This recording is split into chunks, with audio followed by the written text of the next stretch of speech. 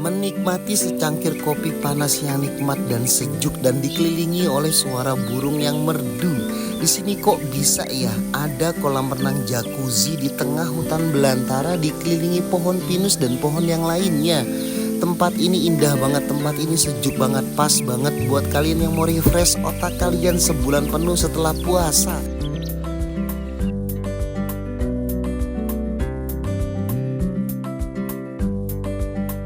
Coba aja nih lihat, ada kolam renang yang begitu bagus juga dikelilingi hutan juga. Kolam renang yang khusus untuk anak-anak, orang dewasa, ibu-ibu, emak-emak, bapak-bapak. Kalian bisa banget healing ke sini.